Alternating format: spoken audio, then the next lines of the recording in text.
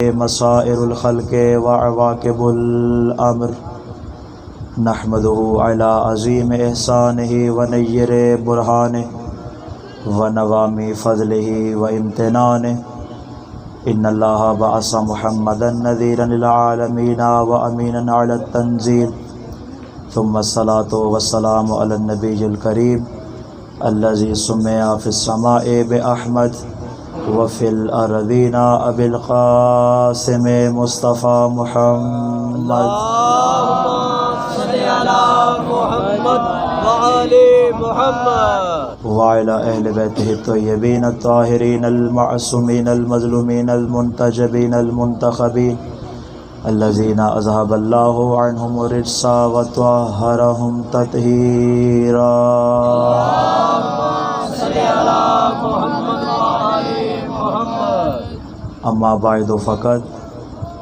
قال اللہ تبارک و تعالی فی محکم کتابہ و متقن خطابہ بسم اللہ الرحمن الرحیم ونرید ان نمن الذین استضعفوا فی الارض ونجعلهم ائمة ونجعلهم الوارثین صلوات اللهم صل على محمد وعلى محمد سامنے دے وقار ارباب خرد و دانش، معرفت امام زمانہ کے موضوع پر آج ہماری چوتھی مجلس ہے، اور جو خزینہ معرفت اہل بیت میں سے میں نے کچھ چنندہ باتیں آپ تک پہنچائیں، اسی کے ساتھ مربوط اور حسب وعدہ، جس طرح میں نے کل کہا تھا بسم اللہ اپنے وعدے کے مطابق آج میں اس گفتگو کو ایک قدم آگے بڑھاؤں گا۔ بسم اللہ سورہ مبارکہ قصص کی آیت نمبر 5 کو موضوع سخن قرار دیا۔ خالق کردگار ارشاد فرماتا ہے وَنُرِيدُ أَن نَّمُنَّ الَّذِينَ اسْتُضْعِفُوا فِي الْأَرْضِ، ہمارا ارادہ ہے، دیکھیں یہ جو ارادہ ہے نا، یہ بعینہ ہی وہی ارادہ ہے جو آیت تطہیر میں ہے۔ انما یرید اللہ، اللہ کا ارادہ ہے۔ یہاں پہ اللہ کہہ رہا ہے وَنُرِيدُ، ہمارا ارادہ ہے کس بات کا؟ أَن نَّمُنَّ الَّذِينَ اسْتُضْعِفُوا، کہ ہم ان لوگوں پر امتنان اور احسان کریں۔ کون سے لوگ؟ استضعفوا فی الارض، جن کو زمین میں ضعیف کر دیا گیا، جن کو زمین میں ذلیل کر دیا گیا، جن کا مقام اور مرتبہ زمین پہ کم کر دیا گیا، جس درجے پر وہ تھے وہ درجہ کسی نے نہ پہچانا، اس درجے سے کم درجہ ان کو دیا۔ اس طرح کے لوگوں کے ساتھ ہم دو کام کریں گے، توجہ ہے عزیزان گرامی۔ بسم اللہ اس طرح کے لوگ جن کا درجہ زمین میں گھٹا دیا گیا، ان کے ساتھ ہم دو کام کریں گے، نجعلہم ائمہ، ہم ان کو لوگوں کا امام بھی بنا دیں گے، وَنَجْعَلَهُمُ الْوَارِثِينَ، ان کو زمین کا وارث بھی بنا دیں گے۔ تو گویا اللہ یہ کہنا چاہ رہا ہے کہ جو زمین پر امت کا امام ہوگا وہ ان کا وارث بھی ہوگا۔ اور خدا کا صدہا شکر ہے، بارہا شکر ہے، لاکھوں کروڑوں ان گنت شکر ہے کہ اس نے ہمیں لاوارث نہیں چھوڑا، بلکہ ہمیں جو امام عطا کیے وہ ہمارے وارث ہیں، وہ ہمارے وارث۔ اور وارث کے پاس میراث ہوتی ہے، اور اللہ نے ہمیں وہ امام عطا کیا جس کے پاس 1.25 لاکھ انبیاء اور 11 اماموں کی میراث ہے۔ تو زمین پر اگر کسی کو اس مقام پر وارث کہا جا سکتا ہے تو میرا ہادی 12واں امام ہے۔ माशाल्लाह माशाल्लाह کہ جس میں اللہ نے کل کائنات کے ہادیان کی صفات کو جمع کر دیا۔ माशाल्लाह माशाल्लाह اب آج میں انہی صفات میں سے کچھ کو بیان کرنا چاہوں گا बिस्मिल्लाह बिस्मिल्लाह کہ اگر ہم نے اپنے امام کو پہچاننا ہے تو ہم ان کون کون سی صفات کو دیکھیں جو بطور نمونہ کے، بطور آئیڈیل کے اللہ نے پہلے انبیاء میں رکھ دی ہمیں سمجھانے کے لیے۔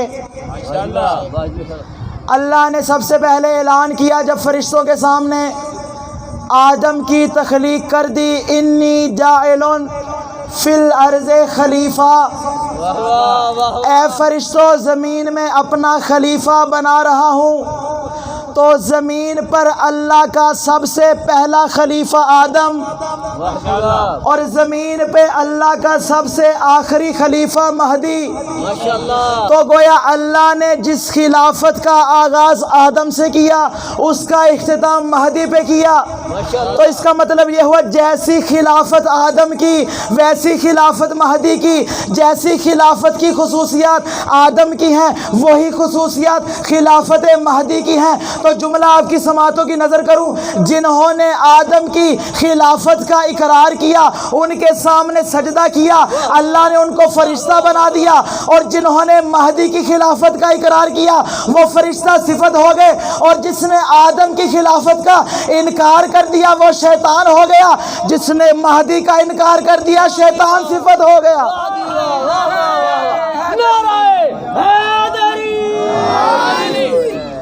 سب سے پہلی شباہت جو مولا امام زمانہ اور خلیفہ اول کے درمیان پائی جاتی ہے، اللہ کے 4 خلفاء ہیں نا زمین پر، پریشان ہو گئے ہیں۔ اللہ کے 4 خلفاء ہیں زمین پر، ان اللہ اصطفیٰ آدم و نوحن و آل ابراہیم و آل عمران علی العالمین۔ اللہ نے کہا میں نے زمین پر 4 خلیفہ قرار دیے، پہلے آدم ہیں، دوسرے نوح ہیں، تیسرے آل ابراہیم، چوتھی آل عمران۔ تو جہاں سے اللہ نے خلافت کا آغاز کیا اس خلافت کی خصوصیات آخری میں بھی رکھ دی۔ اب بتاؤں اگلی شباہت، ہمارے آقا شبیہ حضرت شیس علیہ السلام ہے۔ کون ہے حضرت شیس؟ حضرت آدم کے بیٹے، جن سے خدا نے نسل انسانی کو جاری کیا۔ حضرت شیس علیہ السلام جن کو ہبۃ اللہ بھی کہا جاتا ہے، جب انہوں نے اپنے بابا حضرت آدم کو دفن کر دیا تو ان کو دفنانے کے بعد قابیل ان کے پاس آیا اور کہا ہمارے باپ آدم نے تمہیں کچھ علم عطا کیا ہے، جتنا تمہیں دیا اتنا مجھے نہیں دیا۔ بھائی توجہ ہو، جتنا علم ہمارے باپ نے تجھے دیا مجھے علم نہیں دیا۔ وہ کیسا تھا علم؟ یہ وہی علم تھا جس سے اللہ نے حابیل کی دعا بھی قبول کی اور حابیل کی قربانی بھی قبول کی۔ پھر قابیل نے کہا میں نے حابیل کو قتل اس لیے کیا تھا کہ اس کے پاس علم تھا میرے پاس نہیں تھا، اور میں چاہتا تھا حابیل کی نسل ختم ہو جائے، آنے والی نسلیں اس بات کا اعلان کریں ہمارا جد قابیل تھا، آنے والی نسلیں اس بات پر فخر کریں کہ ہم قابیل کی نسل سے ہیں۔ پھر اس نے حضرت شیس سے کہا وہ علم جو تمہارے باپ نے تمہیں دیا اگر وہ مجھے نہیں دو گے تو میں تمہیں بھی قتل کر دوں گا۔ اب یہ کیسی شباہت ہے حضرت شیس اور امام زمانہ کی کہ اللہ نے حضرت شیس کے علم کو بھی مخفی رکھا اور امام زمانہ کے علم کو بھی مخفی رکھا۔ بھائی صرف امام کا وجود نظروں سے غائب نہیں، امام کا علم بھی غائب ہے، اور ایسا کیوں نہ ہو، یہ آخری محمد ہے، وہ پہلا محمد تھا جس کے بارے میں کہا تھا انا مدینۃ العلم وعلی بابھا۔ جب پہلا مدینۃ العلم ہے تو آخری بھی مدینۃ العلم ہوگا۔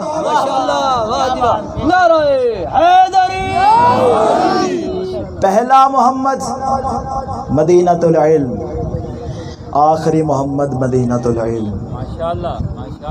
سنیں گے اگلی شباہت۔ میرے آقا شبیہ ہیں حضرت نوح علیہ السلام کی. اگرچہ گلا ساتھ نہیں دے رہا لیکن اس کے باوجود کوشش کروں گا کہ آپ تک بالکل مطالب کو مکمل پہنچاؤں اور کوئی بات تشنا نہ رہ جائے. ہمارے آقا شبیہ ہے حضرت نوح علیہ السلام کی. قبل اس کے کہ میں شباہت بیان کروں ایک واقعے کی جانب اشارہ کرنا چاہوں گا اگر اجازت دے تو. جب جنگ صفین تمام ہوئی، جنگ مکمل ہونے کے بعد جب لاشوں کو گنا گیا تو معلوم ہوا مالک اشتر نے جتنوں کو مارا ہے اس سے ایک زیادہ علی نے مارا ہے. بھائی پریشان ہو کر سونیں گے تو مجھ سے نہیں پڑھا جائے گا. جتنے مالک اشتر نے مارے اس سے ایک زیادہ علی نے مارا. اب جیسے لاشوں کو گنا گیا نا، ایک مرتبہ مالک اشتر کے دل میں بات آئی کہ میں علی کے برابر آ گیا. بھائی سنیں گے پریشان نہیں ہونا. کہا میں علی کے برابر آ گیا. ابھی دل میں سوچ ہی رہا تھا کہ علی نے مالک اشتر کو دیکھ کے کہا اے مالک اشتر علی کی برابری کی کوشش نہ کرنا. تو نے جب سامنے آنے والے کو مارا تھا کیا اس کے شجرے کو دیکھا تھا؟ کہا نہیں مولا میں نے شجرے کو نہیں دیکھا، جو میرے سامنے آیا میں نے اس کو مار دیا. کہا یہی تو فرق ہے نا تم میں اور مجھ میں کہ تیرے سامنے جو آیا تو نے مار دیا، لیکن میرے سامنے جو آیا میں نے 70 پشتوں میں دیکھا. اگر کوئی مومن ہوتا اس کو چھوڑ دیتا، اگر سارے کافر ہوتے تو مار دیتا. اگر اس کی محمد صلوات اگر اس کی 69 نسلیں کافر ہوتی، 70ویں نسل مومن ہوتی، میں پھر بھی اس کو چھوڑ دیتا.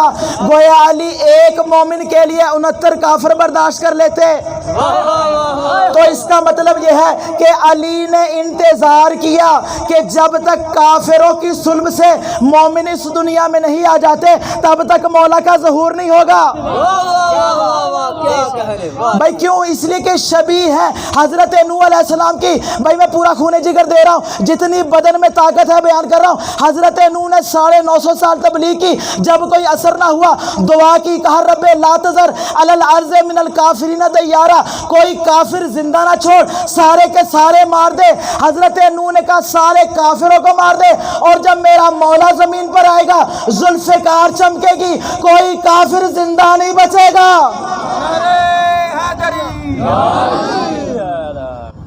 کوئی کافر زمین پہ زندہ نہیں بچے گا.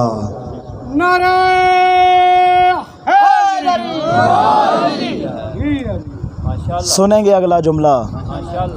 ہمارے آقا و مولا امام زمانہ مولا کی ذات پہ صلوات پڑھ لیجئے. شبیہ ہے حضرت ادریس علیہ السلام ہیں. میرے موضوع سے آپ لوگ پریشان تو نہیں ہو گئے؟ مجھے کچھ شہروں پہ پریشانی کے آثار نظر آ رہے ہیں. اگر پریشان نہیں ہوئے تو مل کے مجھ صلوات پڑھ لیجئے.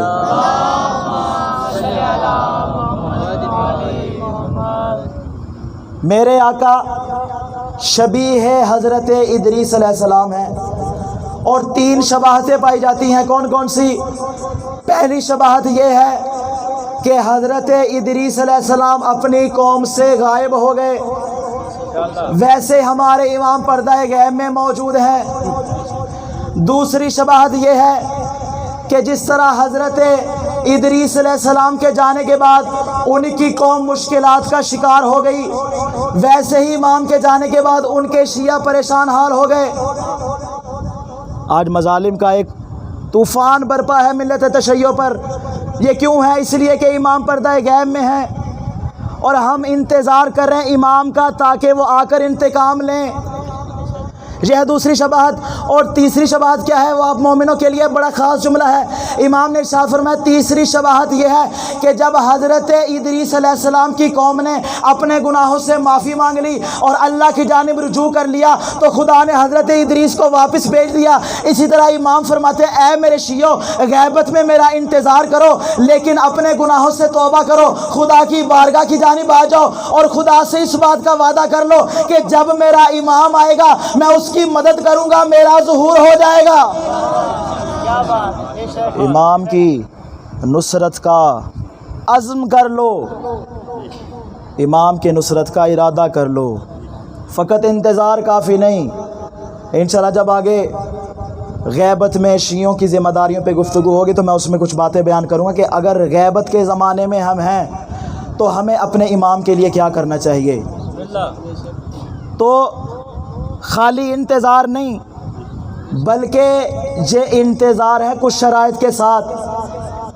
بلا وجہ تو نہیں کہا نا کہ انتظار الفرج افضل العبادہ. تمام عبادات سے بہترین عبادت اپنے امام کا انتظار ہے. یہ معمولی انتظار نہیں. بڑھتے اگلی شباہت کی جانب.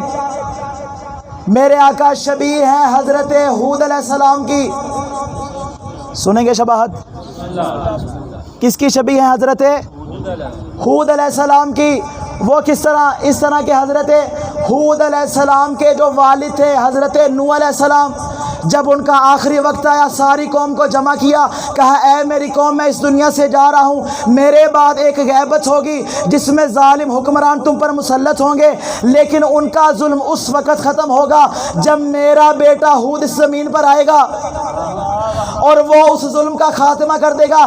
یاد رکھنا وہ میرا بیٹا ہود مجھ نوح کی شبیہ ہے. اس کا خلق میرا خلق، اس کا کردار میرا کردار، اس کی گفتار میری گفتار، اس کی بات کی اتباع کرنا اس لیے کہ اس کی پیروی کرنا مجھ نوح کی پیروی کرنا ہے. پھر حضرت نوح نے ارشاد فرمایا، کہا جب میرا بیٹا ہود آئے گا ایک سیاہ آندھی چلے گی، زمین پر کافر نہیں بچے گا. بھائی یہی تو شباہت ہے نا امام زمانہ کے ساتھ. جس طرح نوح نے حضرت ہود کی بشارت دی ویسے محمد مصطفیٰ نے امام زمانہ کی بشارت دی. جس طرح ہود کے آنے سے کالی آندھی چلے گی، کافروں کا خاتمہ ہو جائے گا، امام جب آئیں گے ایک سیاہ آندھی چلے گی، کافر کوئی نہیں بچے گا. علی حق نعرہ حیدری. شبیہ حضرت صالح علیہ السلام. سنیں گے حضرت صالح کی شبیہ. حضرت صالح بھی اپنی قوم سے غائب ہو گئے اور کچھ عرصہ ان سے دور ہو گئے. جب کافی عرصہ غیبت میں رہنے کے بعد آئے تو دیکھا ان کی قوم 3 حصوں میں بٹ چکی ہے. کتنے حصوں میں؟ 3 حصوں میں بٹ چکی ہے. پہلا وہ گروہ جو باطل کی حمایت کرنے والا تھا، دوسرا وہ گروہ جو شک میں مبتلا تھا. بھائی نبوت میں شک کرنے والے نبی کے زمانے میں نہیں تھے، پہلے بھی تھے. نبوت میں شک کرنے والے. اور تیسرا وہ گروہ تھا جو حق کا ساتھ دینے والا تھا. حضرت صالح علیہ السلام پہلے گروہ کے پاس گئے اور کہا میں اللہ کا نبی صالح ہوں. انہوں نے کہا نہیں تو اللہ کا نبی صالح نہیں ہے، جا. جھٹلا دیا، انکار کر دیا نبی اللہ کا. پھر آپ دوسرے گروہ کے پاس آئے اور کہا میں اللہ کا نبی صالح ہوں. وہ جو شک میں مبتلا تھے انہوں نے بھی انکار کر دیا. اس کا مطلب ہے جو شک کرنے والے ہیں ان کا شمار حق میں نہیں ہوتا، باطل میں ہوتا ہے. پھر آ گیا تیسرا گروہ حق والا. کہا میں وہ صالح نبی ہوں جو اللہ کی طرف سے اونٹنی لے کر آیا تھا. کہا ہاں تیری بات مانتے ہیں، کوئی نشانی تو دے. حضرت صالح نشانی پیش کی، انہوں نے نبوت کا اقرار کر لیا. بھئی یہی تو بات ہے نا، جب امام زمانہ کا ظہور ہوگا آسمان سے 2 ندا بلند ہوگی، ایک حق کی بلند ہوگی، دوسری باطل کی ہوگی. حق والے کی آواز ہوگی، حق علی اور ان کے شیعوں میں ہے. باطل کی صدا ہوگی، حق سفیانی اور ان کے شیعوں میں ہے. جو پہلی صدا پر لبیک نہیں کہے گا اس کا شمار باطل میں ہوگا. جو ابھی سوچ میں پڑا ہوگا پتہ نہیں کس پہ لبیک کہنا ہے، وہ دوسری پہ لبیک کہہ بیٹھے گا. اور جو تیسرا ہوگا جیسے ہی پہلی صدا آئے گی اس پہ لبیک کہہ دے گا، وہ اپنا قدم بڑھائے گا، لشکر امام میں شامل ہو جائے گا. محمد و آل محمد بلند تر صلوات.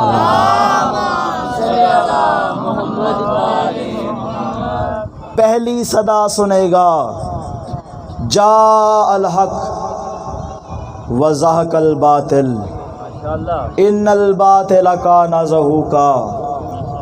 جب یہ اعلان ہوگا وہ سمجھ جائے گا میرے آقا کا ظہور ہو چکا ہے. یہ ہے مخلص شیعہ کی نشانی کہ پہلی صدا پر لبیک کہے گا. شک میں رہے گا تو بھی سفیانی کے ساتھ چلا جائے گا، اگر دوسری پر لبیک کہا تو بھی سفیانی کے ساتھ چلا جائے گا۔ سنیں گے اگلی شباہت؟ پریشان تو نہیں ہیں؟ تھک تو نہیں گئے؟ مل کے صلوات پڑھ لیجیے۔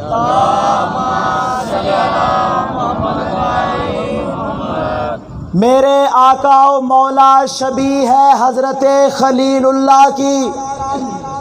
بسم اللہ۔ عام انسان کو یہ شرف نہیں ملتا کہ وہ اللہ کا دوست بنے۔ اللہ کا دوست وہ بنے گا جو نبوت کے مقام پہ بھی ہے، امامت کے مقام پہ بھی ہے۔ خلیل اللہ کے ساتھ امام زمانہ کی 7 شباہتیں ہیں۔ سنیں گے 7 شباہتیں؟ کل ایمان علی حق نعرہ حیدری۔ یا پہلی شباہت یہ کہ حضرت ابراہیم علیہ السلام اپنی قوم سے کنارہ کش ہو گئے، ویسے ہمارے امام پردہ غیب میں چلے گئے۔ دوسری شباہت یہ ہے کہ اللہ نے حضرت ابراہیم کو 2 غیبتیں عطا کی، ایک مختصر تھی دوسری طویل تھی، ویسے ہی ہمارے امام کی 2 غیبتیں، ایک غیبت صغریٰ دوسری غیبت کبریٰ۔ تیسری شباہت یہ ہے، بھئی اتنے پریشان ہو کے سن رہے ہیں، تیسری شباہت یہ ہے کہ حضرت ابراہیم علیہ السلام کو جب نمرود نے آگ میں پھینک دیا تو جبرائیل جنت سے ایک لباس لے کر آیا تھا جس نے ان کو آگ سے بچایا۔ اور کیسا تھا وہ لباس کہ جس لباس کو انبیاء نے بطور میراث پایا، اور یہ میراث چلتے چلتے رسول خدا کے پاس آئی۔ جب راوی نے سوال کیا مولا آج وہ لباس کس کے پاس ہے؟ کہا جو بھی امام آتا ہے اس کے پاس ہے، آج ہمارا وارث امام زمانہ ہے۔ مولا فرماتے جب ہمارا قائم ظہور کرے گا، جو لباس ابراہیم نے اس آگ میں پہنا تھا ہمارے قائم کے بدن پہ وہی لباس ہوگا۔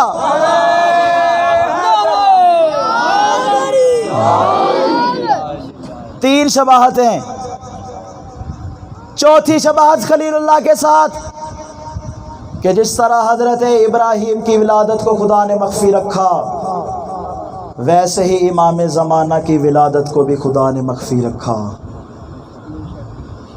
اور 5ویں شباہت یہ ہے کہ حضرت ابراہیم علیہ السلام کی جو زندگی تھی، جس کو ہم ایج کہتے ہیں، لائف، عمر، ہماری زندگی جس طرح عام انسان کی زندگی ہے اس سے مختلف تھی۔ یعنی عام انسان جتنا ایک دن میں بڑھتا ہے، حضرت ابراہیم اتنا 1 ہفتے کے برابر بڑھتے تھے۔ عام انسان 1 مہینے میں جتنا بڑا ہوتا تھا، حضرت ابراہیم 1 سال کے برابر بڑا ہوتے تھے۔ بھئی یہی شباہت امام زمانہ میں بھی ہے کہ جب جناب حکیمہ خاتون امام زمانہ کی ولادت کے 40 روز بعد گھر میں داخل ہوئی تو دیکھا 40 روز پہلے پیدا ہونے والا بچہ صحن میں چل بھی رہا ہے اور فصیح عربی بھی بول رہا ہے۔ جناب حکیمہ پریشان ہوئی، کہا مولا یہ کیسے ہو گیا؟ ابھی تو 40 روز پہلے ولادت ہوئی۔ کہا اے حکیمہ پریشان ہونے کی ضرورت نہیں، یہ ہم آل محمد کا خاصہ کہ ہم 1 دن میں ہفتے کے برابر، ہفتے میں مہینے کے برابر اور مہینے میں سال کے برابر بڑے ہوتے ہیں۔ یہ آل محمد کا خاصہ ہے۔ جتنے لوگ 1 مہینے میں بڑے ہوتے ہیں وہ 1 سال کے برابر بڑے ہو جاتے ہیں۔ سنیں گے 6ٹھی شباہت۔ جس طرح حضرت ابراہیم علیہ السلام نے تعمیر خانہ کعبہ کی، جب امام کا ظہور ہوگا امام مسجد الحرام کو دوبارہ تعمیر کریں گے، روضہ رسول کو تعمیر کریں گے، جنت البقیع کو تعمیر کریں گے، اور جو مقام ابراہیم اپنے اصل مقام سے ہٹا ہوا ہے امام اس کو اپنی جگہ واپس لے کر آئیں گے۔ یہ شباہت ہے حضرت ابراہیم اور امام زمانہ کی۔ اور یہاں پہ ایک جملہ میرے ذہن میں آ رہا ہے، اجازت ہو تو بیان کر دوں۔ جو حجر اسود ہے، حجر اسود جس کا ہم حج اور عمرے میں جا کے بوسہ لیتے ہیں، حجر اسود کو سوائے حجت خدا کے اور کوئی رکھ نہیں سکتا۔ بہت بڑی بات کر رہا ہوں، سوائے حجت خدا کے اس کو کوئی رکھ نہیں سکتا۔ جب تنصیب حجر اسود کی بات آئی، قریش میں جھگڑا ہو گیا، رسول خدا جب صحن میں داخل ہوئے، سب سے پہلے آپ نے حضرت اسود کو رکھا، اور جب یزید نے منجنیق کے ذریعے حملہ کروا کے کعبہ کو منہدم کر دیا اور بعد میں تعمیر نو ہوئی، تو سید سجاد نے حجر اسود کو اٹھا کے رکھا، اور اس کے بعد جب غیبت کبریٰ ہوئی، یعنی حجت خدا آنکھوں کے سامنے موجود نہیں، حجر اسود نصب کرنے کی باری آئی، لیکن حجت خدا پردہ غیب میں تھی، اب حجر اسود کو نصب کون کرے گا؟ واقعہ ہے 337 ہجری کا، غیبت کبریٰ کے 8ویں سال، مولا کا ایک چاہنے والا جو کہ کم میں رہتا تھا، اس نے کہا کہ حجر اسود کو کیا جائے گا نصب، اور جو اس کو اٹھا کے رکھے گا وہی میرا امام ہوگا۔ اس نے ارادہ کیا میں مکے جاؤں اور جا کر حجت خدا کے دامن کو پکڑ لوں۔ اس نے سفر کا ارادہ کیا، کم سے بغداد آیا، اتنا زیادہ بیمار ہوا، یقین ہوا کہ مر جائے گا۔ اس نے کہا اگر میں نہ گیا تو یہ موقع بھی زندگی سے نکل جائے گا۔ اس نے خط لکھا، اس نے ایک خط لکھا اور ابن حشام کے حوالے کیا، کہا یہ میرا خط لے جاؤ اور جو حجر اسود اٹھا کر رکھے اس کے ہاتھ میں دے دینا۔ خط میں یہ لکھا تھا السلام علیکم یا ابن رسول اللہ، رسول خدا کے بیٹے آپ پر میرا سلام ہو۔ میرا پہلا سوال یہ ہے کہ میں بیماری مبتلا ہوں، مجھے بتائیے میں زندہ رہوں گا یا مر جاؤں گا؟ میرا دوسرا سوال یہ ہے اگر میں زندہ رہا تو کتنے برس زندہ رہوں گا؟ یہ 2 سوال لکھ کے خط کو بند کر کے اس کے حوالے کیا۔ ابن حشام مکہ آیا، آ کر عجیب منظر دیکھا، پورے مکہ کے رئیس اور سردار جو بڑے بڑے رؤسات مکہ میں جمع تھے، اور سب چاہ رہے تھے کہ حجر اسود کو اٹھا کر رکھیں۔ اب لوگ پریشانی کے عالم میں دائیں اور بائیں دیکھ رہے تھے۔ مجمع سے ایک حسین جوان نکلا، اس نے دائیں ہاتھ سے حجر اسود کو اٹھا کے اپنی جگہ رکھا۔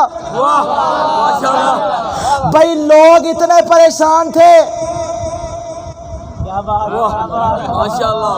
مجمع میں سے بعض افراد پریشان ہو گئے، لوگ اتنے پریشان تھے، کسی کی نظر اس جوان پہ نہ پڑی، لیکن ابن حشام اس جوان کے پیچھے چلا۔ وہ کہتا ہے جوان چل رہا تھا، میں اس کے پیچھے بھاگ رہا تھا،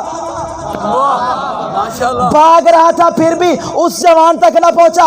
جب وہ جوان مجھ سے دور ہوا میں نے آواز دی، ارے او جوان اپنا خط تو لیتا جا۔ اس نے پیچھے پلٹ کر کہا جا اور میرے شیعہ کو کہہ دینا تم زندہ رہو گے اور 30 سال کی زندگی پاؤ گے۔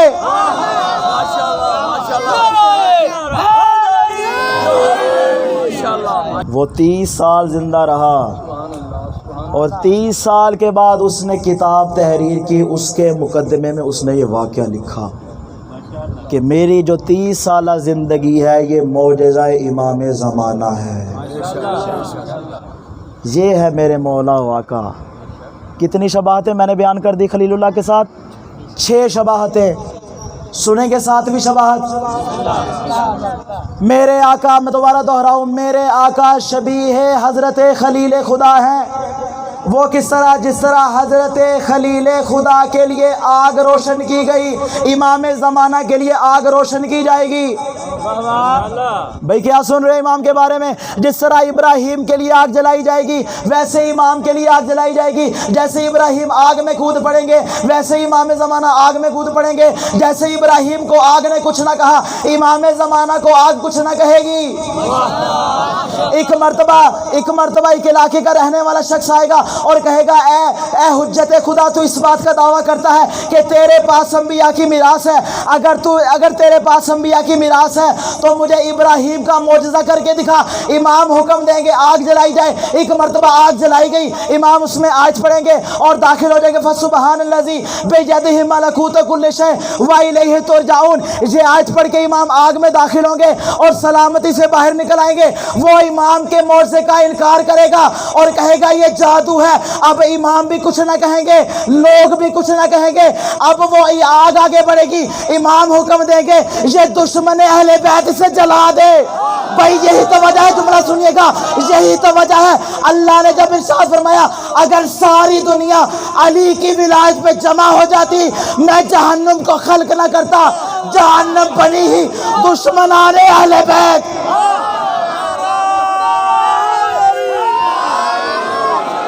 محمد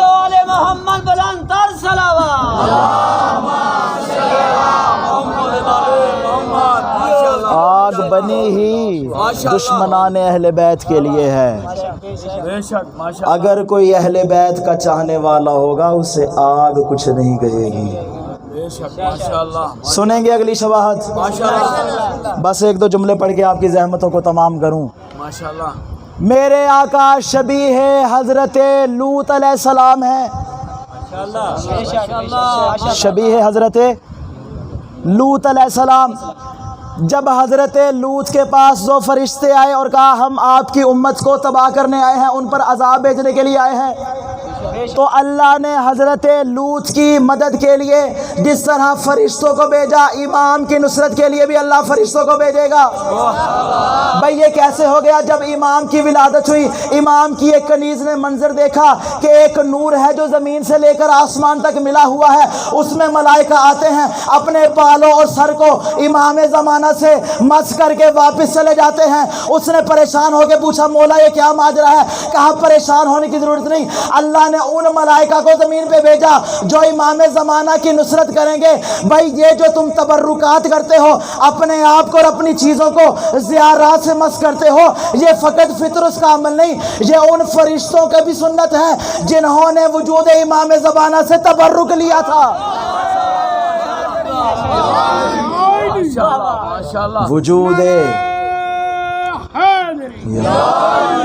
وجود امام زمانہ سے تبرک حاصل کرنے والے ملائکہ کی سنت ہے۔ اب تم سے اگر کوئی سوال کرے نا یہ کہاں سے آئی سنت، تو کہنا ہمارے ہادی کی سنت ہے۔ جس طرح وہ ناصر امام زمانہ، ہم بھی ناصر امام زمانہ ہیں۔ بس اب دامن وقت میں گنجائش نہیں رہی، کل یہیں سے گفتگو کو آگے بڑھائیں گے، اور جو باقی انبیاء اور ائمہ کی شفاعت ہے اس کو انشاءاللہ کل بیان کریں گے۔ بس ایک جملہ سن لیں، میرے آقا شبیہ حضرت یعقوب علیہ السلام ہیں۔ وہ کس طرح؟ جس طرح حضرت یعقوب ساری زندگی یوسف کے فراق میں گریہ کرتے رہے، ویسے ہی امام زمانہ اپنے جد حسین پہ گریہ کرتے ہیں۔ زیارت ناہیہ کا جملہ ہے وَلَأَبْكِيَنَّ عَلَيْكَ بَدَلَ الدُّمُوعِ دَمًا۔ اے میرے جد حسین، ساری دنیا آپ پر پانی کے آنسو بہاتی ہے، میں آپ پر خون کے آنسو روتا ہوں۔ بڑا گہرا ربط ہے امام زمانہ اور مولا حسین کا۔ مولا حسین کا قافلہ، جس طرح میں نے گزشتہ بھی اس بات کو بیان کیا تھا، جب کوفہ کے قریب آ گیا تو اصحاب نے دیکھا سامنے سے ہر کا لشکر آ رہا ہے جس کی تعداد 1000 افراد پر مشتمل تھی، اور مولا نے ہر سے کچھ نہ کہا، فقط عباس سے کہا تھا۔ یہ بات میں پہلے بیان کر چکا ہوں، فقط اشارہ کر رہا ہوں کہ حر کے اندر جو حریت پیدا ہوئی، جو آزادی پیدا ہوئی، امام نے حر کے لاشے پہ کہا تھا نا انت الحر کما سمت کا امو کا، حر تو ویسے ہی حر ہے جیسے تیری ماں نے تیرا نام رکھا۔ وَأَنْتَ الْحُرُّ فِي الدُّنْيَا وَالْآخِرَةِ، تو دنیا میں بھی آزاد ہے، آخرت میں بھی آزاد ہے۔ یہ وہ مقام تھا جہاں سے حسین ابن علی نے حر کو جھنجھوڑا۔ باب حسین آج بھی کھلا ہے ہر آنے والے حر کے لیے۔ یہ مجلس عزا ہر سال جو آتی ہے، یہ جو عشرہ ہر سال آتا ہے، یہ ہر یزیدی کو حر بنانے کے لیے آتا ہے۔ مولا نے کہا عباس، حر کا لشکر پیاسا ہے، اس کو پانی پلا دو۔ اور بات یہاں پہ نہ رکی، کہا اس کی سواریاں بھی پیاسی ہیں، ان کو بھی پانی پلا دو۔ میں کہوں گا عجب کریمی ہے مولا حسین کی، انسانوں کو تو پانی پلایا، جانوروں کو بھی پانی پلایا۔ اور جو لشکر سے پیچھے رہنے والا تھا اس نے بیان کیا، کہا مولا حسین نے اپنے ہاتھوں سے مجھے پانی پلایا۔ اتنے کریم ہے حسین، لیکن وہ حسین جب عصر عاشور لشکر اعداء کی طرف دیکھ کر کہتا تھا اصغر کے لیے ایک گھونٹ پانی دے دو. کتنا کریم حسین. لیکن مظلومیت اس مقام پر آ گئی کہ ایک گھونٹ پانی نہ ملا. بس عزادارو، حر نے امام کے اقتداء میں نماز پڑھی. نماز کے بعد مولا ذوالجلال پر سوار ہوئے، آگے بڑھنے کا ارادہ کیا. حر نے لجام فرس میں ہاتھ ڈالا. اب جیسے اس نے ہاتھ ڈالا، مولا کا جملہ تاریخ میں ملتا ہے، کہا سکلت کا اموں کا، اے حر تیری ماں تیرا ماتم کرے، تو مجھے روکنا چاہتا ہے. اب جیسے حر نے جملہ سنا، ایک مرتبہ ہاتھ چھوٹا اور ہاتھوں کو جوڑ کے کہا مولا آپ کی ماں سیدہ کونین ہے، میں ان کا نام وضو کے بغیر نہیں لے سکتا. عزیزانو تاریخ میں جملہ ملتا ہے جیسے یہ بات ہوئی نا، دور کھڑے عباس دیکھ رہے تھے.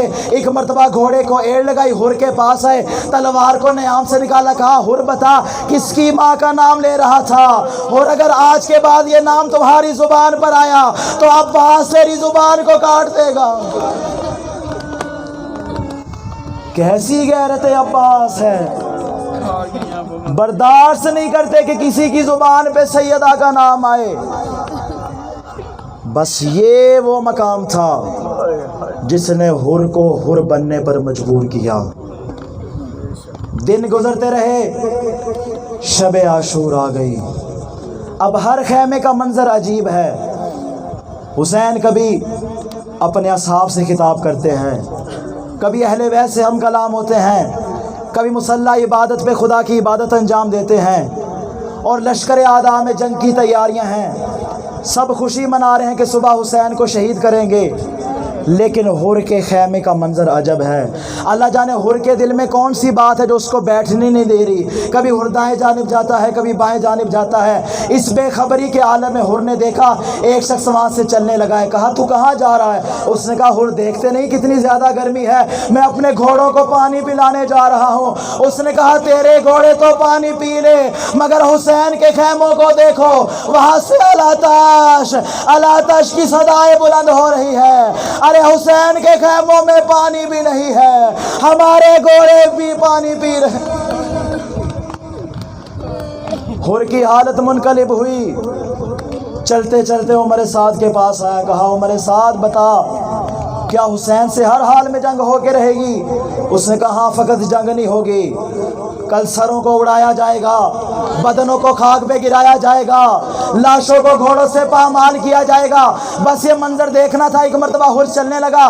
کسی نے کہا حر کہاں جا رہے ہو؟ کہا میں خود کو جنت اور جہنم کے درمیان دیکھ رہا ہوں، میں جہنم کو چھوڑ کے جنت کی طرف جا رہا ہوں. ایک آدمی نے دیکھا حر کا بدن کانپ رہا ہے. کیا حر کیا 72 سے ڈر لگتا ہے؟ کہا 72 سے نہیں، مجھے سیدہ سے ڈر لگتا ہے. ارے قیامت والے دن میں ان کو کیا منہ دکھاؤں گا. چلنے لگا حر جنت کی جانب. حر کے بیٹے نے کہا بابا کہاں جاتے ہو؟ کہا بیٹا میں جنت کی طرف جا رہا ہوں، اگر چلنا ہے تو میرے ساتھ چل. حر کا بیٹا بھی چلا، حر کا غلام بھی چلا، بعض روایات کے مطابق حر کے بھائی بھی چلے. اب جب چلنے لگا نا حر، ایک مرتبہ جملہ سنیے گا، تاریخ کا درد بھرا جملہ ہے. حر نے کہا میرے بیٹے میرے دونوں ہاتھوں کو پسے پشت باندھ دو. کہا بابا دونوں ہاتھوں کو کیوں باندھوں؟ کہا یہی وہ ہاتھ ہے جس نے حسین کے گھوڑے کی لگام میں ڈالا تھا. ارے یہی وہ ہاتھ ہے جس نے حسین کے گھوڑے کو روکا تھا. پھر کہا تھا پٹی لو میری آنکھوں پہ باندھو. کہا آنکھوں پہ کیوں باندھنی ہے؟ کہا یہی وہ آنکھیں تھی جس نے حسین کو غصے سے دیکھا تھا. یہی وہ آنکھیں تھی جس نے حسین کو غصے سے دیکھا تھا. میں نہیں چاہتا ان گناہگار آنکھوں سے مولا حسین کو دیکھوں. اب حر کی آنکھوں پہ بھی پٹی بندھی ہے، حر کے ہاتھ بھی بندھے ہیں، حر کو نظر نہیں آتا. جب مولا حسین کے خیمے کے پاس پہنچے، کہا بیٹا مجھے بتاؤ تو صحیح سامنے کون آ رہا ہے؟ حر کے بیٹے نے کہا مجھے عباس نظر آ رہے ہیں. حر نے کہا بیٹا عباس سے کہہ دو ہم جنگ کرنے نہیں آئے، ہم مہمان بن کے آئے ہیں. ایک مرتبہ حر گھوڑے پر سوار مولا کے خیمے کے پاس پہنچے، خود کو گھوڑے سے نیچے گرایا، مولا کے قدموں کا بیٹھ کے اور کہا مولا کیا گناہگار کو معافی مل سکتی ہے؟ اب سنیے گا مولا حسین کا جملہ، کہا حر میں نے بھی تجھے معاف کیا، میرے بابا نے بھی معاف کیا، میرے نانا نے بھی تجھے معاف کیا، حر میری ماں سیدہ نے بھی تجھے معاف کیا۔ اب حر نے کہا مولا مجھے لڑنے کی اجازت دیجئے، میدان میں جانا چاہتا ہوں، اور مولا نے بھی اجازت دے دی۔ عزیزانو جب آپ دیکھتے رہے تاریخ میں ہمیشہ مہمان کا احترام کیا جاتا ہے، مہمان کو ہمیشہ کچھ نہ کچھ کھانے میں پیش کیا جاتا ہے، اس کو پانی پلایا جاتا ہے، لیکن مولا حسین نے یہ استقبال حر کا نہ کیا، حر کو فوراً اجازت دے دی۔ میں ہاتھوں کو جوڑ کے کہوں گا مولا حسین آپ کا مہمان تھا، اس کا کچھ احترام تو کرتے، آپ نے میدان میں بھیج دیا۔ عجب نہیں مولا حسین کہیں گے مہمان کا اکرام پانی سے کیا جاتا ہے، ہمارے خیموں میں تو پانی بھی نہیں تھا۔ ارے میں نہیں چاہتا حر شرمندہ ہو جائے کہ میری وجہ سے حسین پہ پانی بند گیا۔ چلنے لگے حر میدان کی جانب، کہا مولا آخری بار اجازت دے دے، میں آقا زادیوں سے بھی جا کے معافی مانگنا چاہتا ہوں۔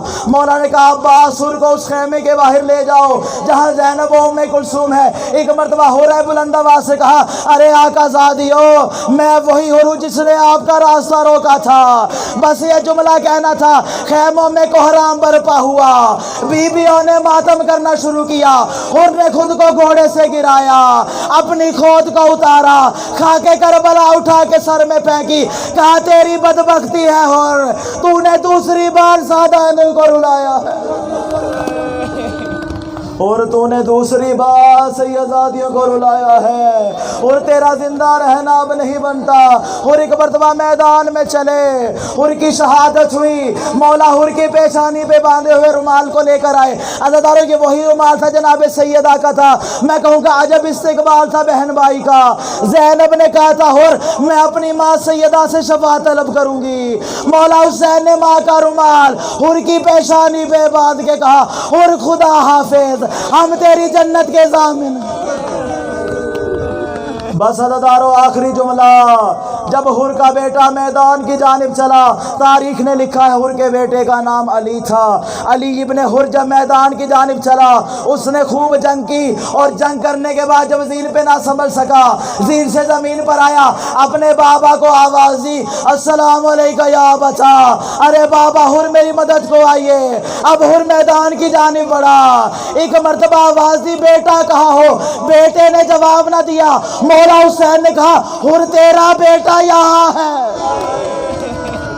ایک مرتبہ حر پاس آیا، ہاتھوں کو جوڑ کے کہا مولا نوکروں پر کیسی مہربانی، میرے بیٹے کے لاشے پہ۔